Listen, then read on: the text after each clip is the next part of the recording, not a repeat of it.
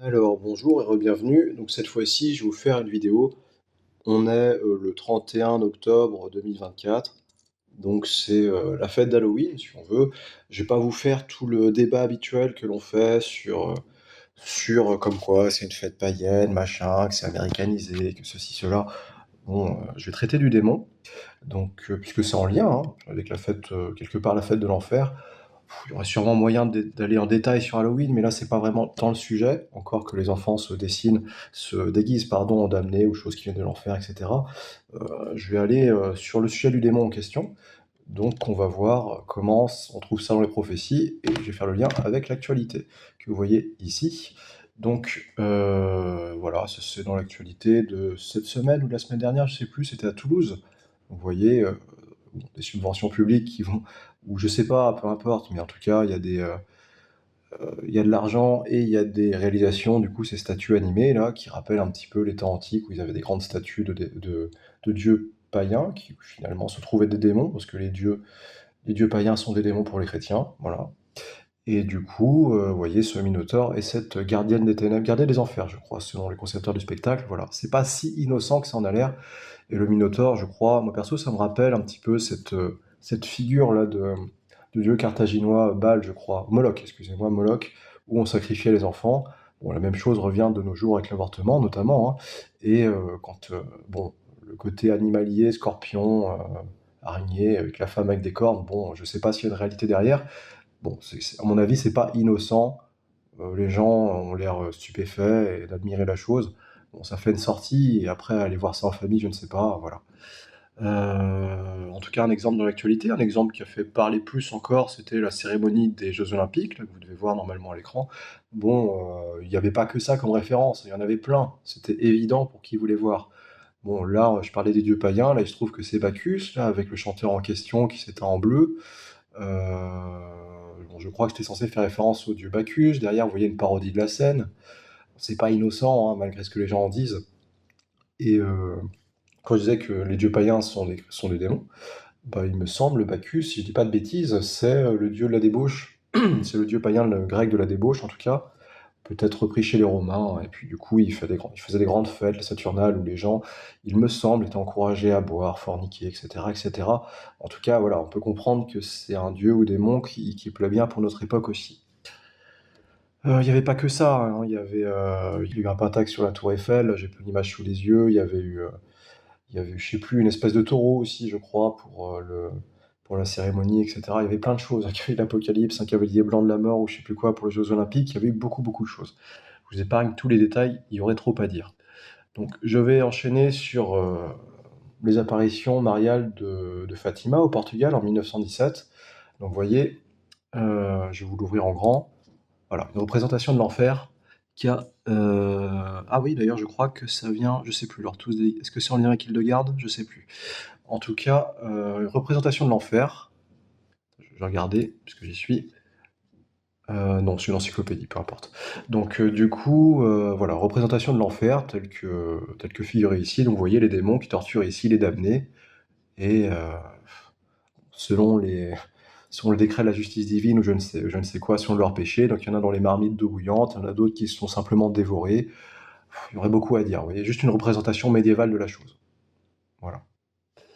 Donc, pour revenir au premier secret de Fatima, donc il y a eu 3 secrets qui ont été donnés à Fatima au Portugal. Donc, le premier concerne du coup la vision de l'enfer. Donc, aux enfants, hein, la première partie qui leur fut montrée des secrets fut la vision de l'enfer. Donc, Notre-Dame nous montra une grande mer de feu qui paraissait se trouver sous la terre, et plonger dans ce feu les démons et les âmes, comme s'ils étaient des braises transparentes, noires ou bronzées, avec une forme humaine. Ils flottaient dans cet incendie, soulevés par les flammes qui sortaient d'eux-mêmes, avec des nuages de fumée. Ils retombaient de tous côtés, comme les étincelles retombent dans des grands incendies, sans poids ni équilibre, avec des cris et des gémissements de douleur et de désespoir qui horrifiaient et faisaient trembler de frayeur. Les démons se distinguaient par leur forme horrible et dégoûtante, d'animaux épouvantables et inconnus, mais transparents et noirs. Cette vision dura un moment, grâce à notre bonne mère du ciel qui auparavant nous avait prévenus, nous promettant de nous amener au ciel, à la première apparition. Autrement, je crois que nous serions morts d'épouvante et de peur. Plus... Puis nous avons levé les yeux vers Notre-Dame, qui nous a si gentiment et si tristement dit Vous avez vu l'enfer où vont les âmes des pauvres pécheurs. Pour les sauver, Dieu veut établir dans le monde la dévotion à mon cœur immaculé. Si l'on fait ce que je vais vous dire, beaucoup d'âmes seront sauvées et il y aura la paix.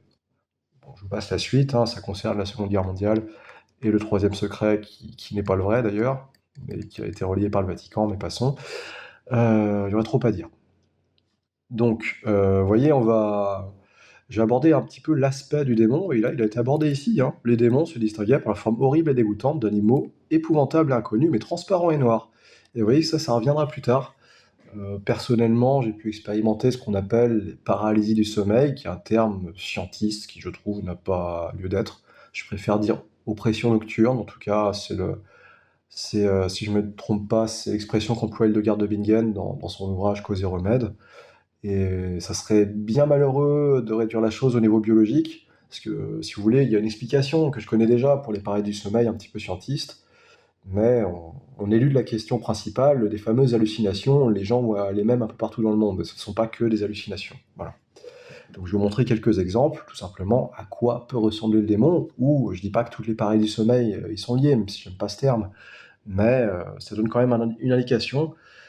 Et bon, je vais vous montrer un petit peu tout ça, je vais revenir là-dessus après. Vous voyez, voilà. C'est ce que peuvent voir les gens, la figure la plus répandue dans ce qu'on appelle les paralysies du sommeil. Donc voilà, c'est une figure que les gens appellent Atman, pour le terme. Peu importe, mais c'est une grande ombre noire. Vous voyez, comme dans le secret précédent le premier secret de Fatima. C'était quoi? Les apparitions de Fatima. Les démons se distinguaient par... Bon, là, c'est pas une forme horrible et dégoûtante, hein. Là, il est gentil, celui-là, hein, par rapport au reste. Transparent et noir. Bon, il n'y a pas une forme animalière non plus, mais je vais y revenir après. Voilà, transparent et noir. Bon, là, il y a une forme humaine, ça dépend des fois. Mais là, vous voyez, voilà, une espèce de grande forme humaine de 2 mètres, assez glauque et lugubre avec un chapeau. Voilà.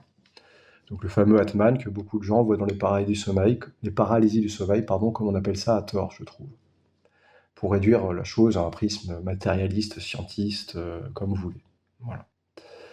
Donc, voilà, donc c'était tout pour le premier secret des apparitions de Fatima et pour la figure en question. Pourquoi ça peut être intéressant dans le cadre des révélations privées, prophéties, etc. Bah, alors, dans les prophéties d'Aphrodite ou ailleurs, vous allez voir qu'il est question de 3 jours de ténèbres. Donc, je vais voir si ça affiche bien à l'écran. J'espère. Alors attendez, il y a un passage de prophétie d'Aphrodite, sinon ça affiche pas à l'écran, c'est pas grave, je vais vous le lire. Donc, il y aura 3 jours de ténèbres physiques. Donc les 3 jours de ténèbres qui reviennent dans toutes les révélations privées catholiques, fiables, anciennes, etc. Il y aura 3 jours de ténèbres physiques pendant 3 nuits et 2 jours. Il y aura une nuit continuelle. Les cierges de cire bénis pourront seuls donner de la lumière en cette horrible obscurité. Un seul suffira pour les 3 jours, mais dans les maisons des impies, ils ne donneront aucune clarté. Je fais une pause. L'importance de la lumière. C'est bête, mais c'est pas leur élément. Si vous voulez, je sais pas pourquoi, mais c'est une espèce de forme noire et tout ça qui est dans son élément un ange déchu, si vous voulez, hein. Les démons sont des anges déchus en soi. C'est dans leur nature déchue, bah, c'est pas leur élément, la lumière. Peut-être que l'enfer est plutôt plongé dans les ténèbres. En tout cas, il y a un problème avec la lumière, ça les dérange. Bon, en tout cas, d'où l'importance, je pense, d'avoir des cierges bénis. Pourquoi? Pour avoir la lumière. Comme un petit peu les gamins, quand ils sont effrayés, bah, vous leur mettez une veilleuse, ou voilà, et bah, la lumière, il y a un intérêt. Voilà, moi je pense que ça tient à distance. Vous aurez peut-être la même chose avec de l'eau bénite si jamais vous avez ça, mais bon, la lumière fait l'affaire, si vous voulez. Même une simple ampoule. Mais là, si vous voulez, pourquoi c'est dit les cierges bénis durant les événements? C'est parce qu'il n'y aura plus de centrale EDF ni rien. C'est pour ça que... voilà. Bon, qu'on vous dit d'avoir des cierges bénis. Honnêtement, je pense que c'est pas qu'une histoire de centrale EDF et tout, parce que même si vous avez une lampe torche et des piles, ça suffira pas. Parce que je sais pas pourquoi, c'est les ténèbres physiques. C'est même dit ailleurs, les cierges de cire bénis non faits de cire d'ailleurs, ne serviront à rien. Il faut des cierges en cire bénie. Voilà, me demandez pas pourquoi. En tout cas, je ferme la parenthèse pour les cierges bénis, pour les 3 jours de ténèbres pour voir la lumière. Et pourquoi vous aurez besoin de ça? Parce que si vous n'avez pas de lumière, et là je vais lire la suite, pendant ces 3 jours de ténèbres, les démons apparaîtront sous les formes les plus hideuses. Vous entendrez dans l'air les blasphèmes les plus horribles. Les éclairs pénétreront dans vos demeures, mais n'y éteindront pas les cierges. Ni le vent ni la tempête ne pourront les éteindre. Bon, je passe la suite. Pendant ces 3 jours de ténèbres, les démons apparaîtront sous les formes les plus hideuses.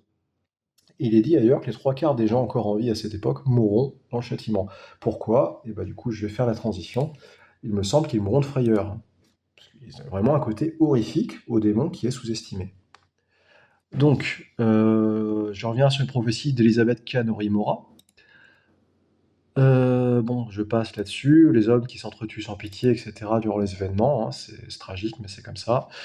Donc, d'innombrables légions de démons parcourront la terre pendant les 3 jours de ténèbres. D'innombrables légions de démons parcourront la terre et exécuteront les arrêts de la justice divine par les grands désastres qu'ils occasionneront. Ces esprits mauvais attaqueront tout et nuiront aux hommes, aux familles, aux propriétés, aux meubles, aux productions alimentaires, aux villes, aux villages, aux maisons. Rien de ce qu'ils trouvent sur terre ne sera épargné.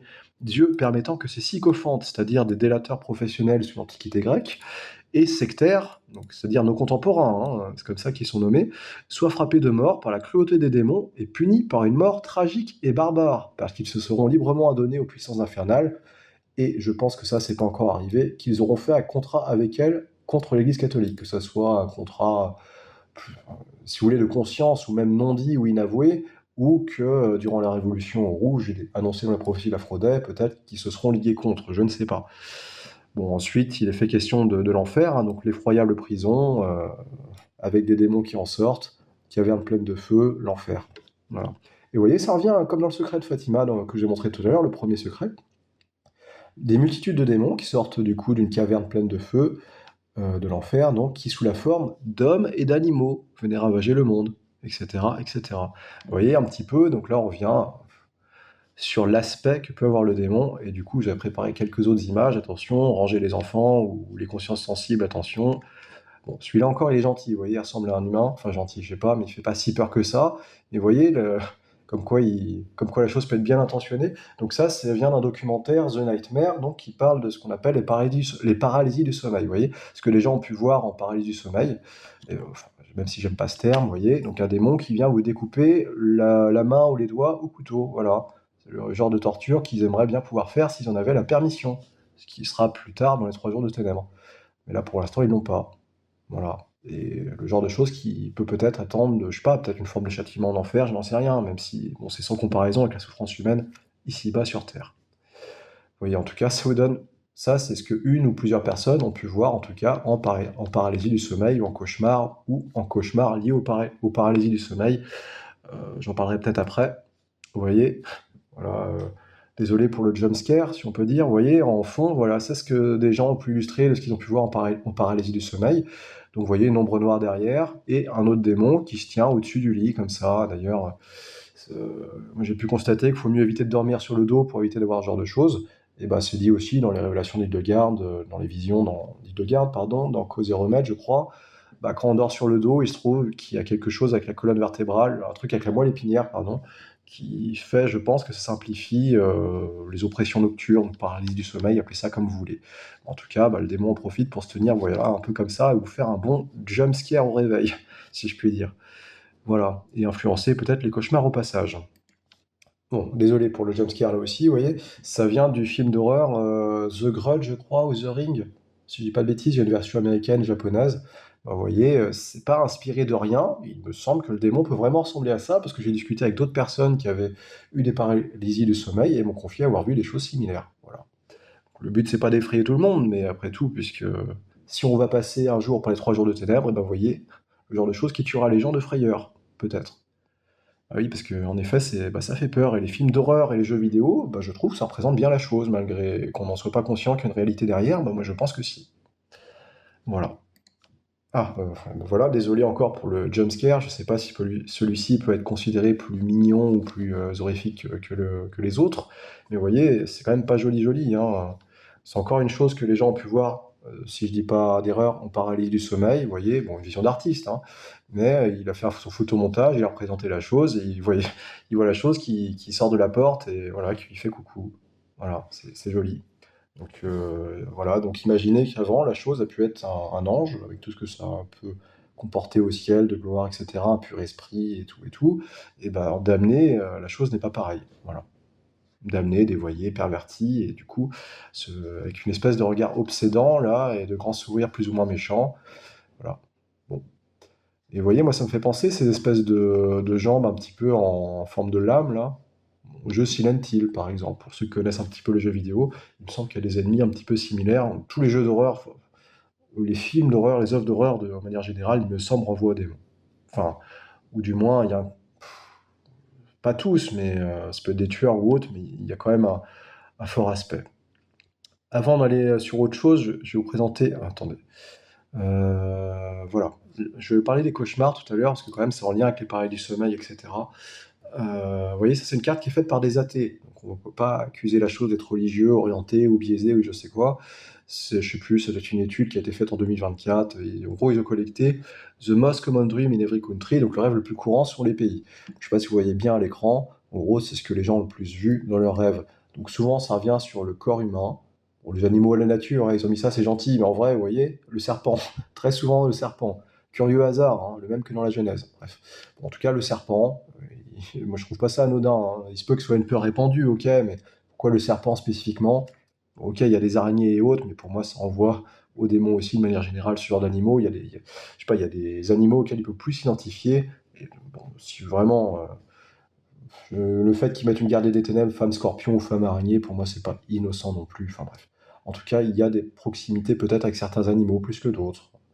Bon, on va pas aborder ça ici. En tout cas, la thématique du serpent, même sous les dieux païens, ça revient, et c'est quand même un gros indicateur du démon. Je sais pas, dans les cultes animistes ou tout ce que vous voulez, le serpent revient souvent. Voilà. Et c'est en général un bon indicateur. Je prends un exemple de l'Antiquité grecque. Dans l'Antiquité grecque, comment elle s'appelle déjà? La Pythie de Delphes, vous voyez, un lien avec le python, qui avait des visions, soi-disant, peut-être, hein, mais inspirées par les vapeurs de soufre et le python. En gros, le démon. Dans le temple d'Apollon, c'est-à-dire le démon sous un autre nom. Voilà. Bon, je reviens à ma carte.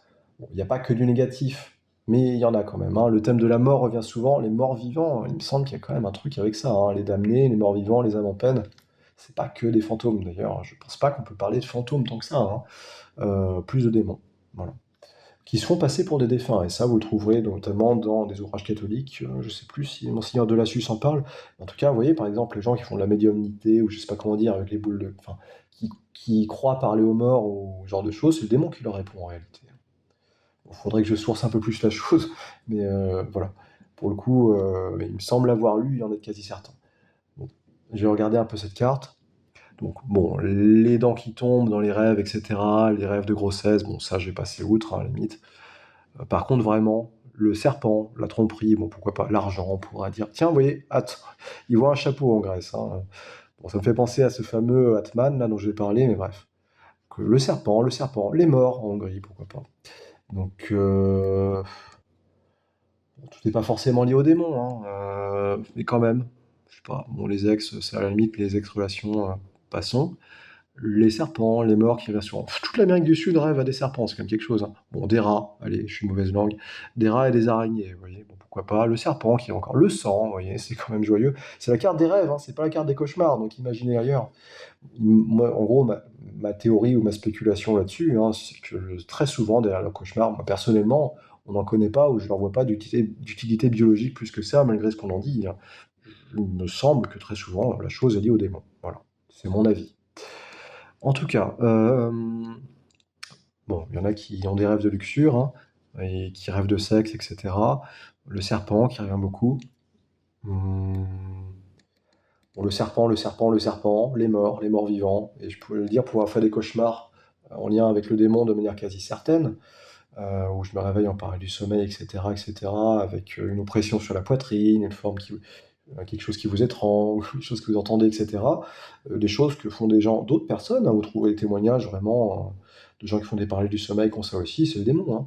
Et bah, voilà, je pense les cauchemars liés aux démons, très souvent. Voilà. Tout le temps, je ne sais pas, mais souvent en tout cas, voilà. En tout cas, vous voyez, au Pakistan, ils rêvent des morts toujours. Bon voilà, moi ça rêver de morts disparus, pour moi, ça me semble lié au démon, parce que le démon imite, si vous voulez, des personnes. C'est pour ça qu'il est dit dans les 3 jours du thème, dans d'autres prophéties, j'ai plus en tête, il est dit de ne pas ouvrir la porte à quiconque, et cetera. Pourquoi? Parce que le démon sera passé pour des personnes. Faut pas ouvrir, c'est tout. Voilà. Bon, je vais passer un peu outre tout ça. Vous voyez, on pourrait trouver des significations partout, hein, même l'arc-en-ciel. Normalement, c'est un signe d'alliance après le déluge, mais actuellement, c'est détourné. Par exemple, c'est repris comme un symbole LGBT actuellement. On peut y avoir une caricature du démon là-dessus, ou bref, ça serait trop long à développer. Le crocodile, est-ce que c'est un animal qui est très. Vous voyez, Le serpent, les araignées, les crocodiles, c'est quand même pas joyeux, hein. Tomber dans l'eau, vous voyez? C'est la carte des rêves, hein, c'est pas la carte des cauchemars, hein. Bref. Et c'est les rêves les plus communs dans chaque pays, où ils ont fait rassembler leurs données. Vraiment, c'est fait par des athées, hein, voilà, on peut pas m'accuser de biais là-dessus ou dans mon interprétation à la limite, mais et voilà. Bref, j'en reviens à mes démons, donc ou les démons en général. Donc du coup, ça c'était une illustration, une planche de ce qu'on appelle le dictionnaire infernal. Voilà, donc qui a été fait par un certain Étienne de Plancy, je crois, ou Colin de Plancy, je sais plus. Voilà, à quoi ressemble le démon dans ces planches. Vous voyez, il y a un aspect, bon, c'est en illustration, c'est moins horrifique, mais si vous avez la chose devant votre lit, c'est pas pareil, hein. Enfin, je pense.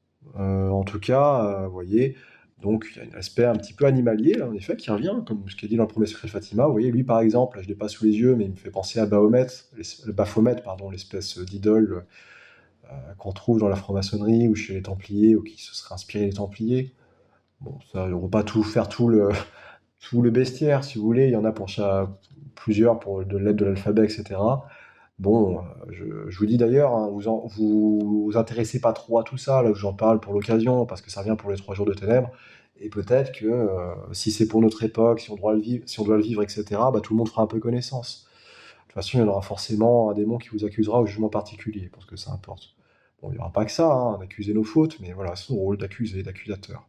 En tout cas, vous voyez donc les aspects d'animaux ou d'humains.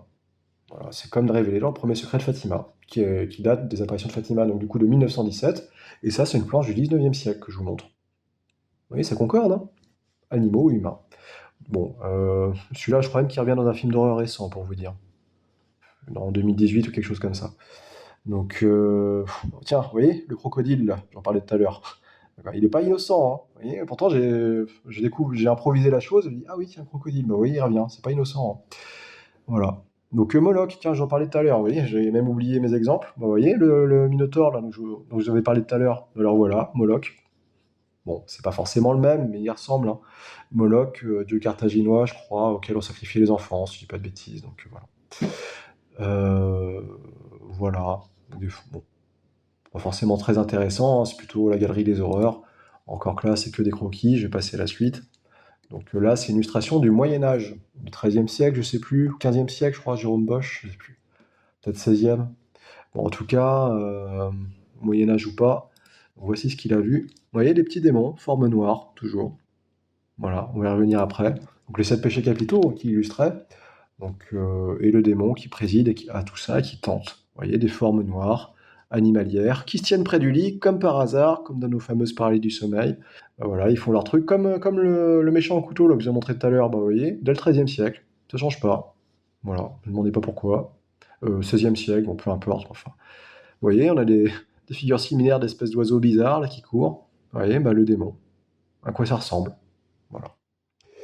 Bon, donc là c'est une image des péchés capitaux, hein, une représentation, un tableau. Je sais plus le nom du tableau, voilà. Les 7 péchés capitaux selon Jérôme Bosch, je crois, et les quatre fins dernières, je crois, je sais plus.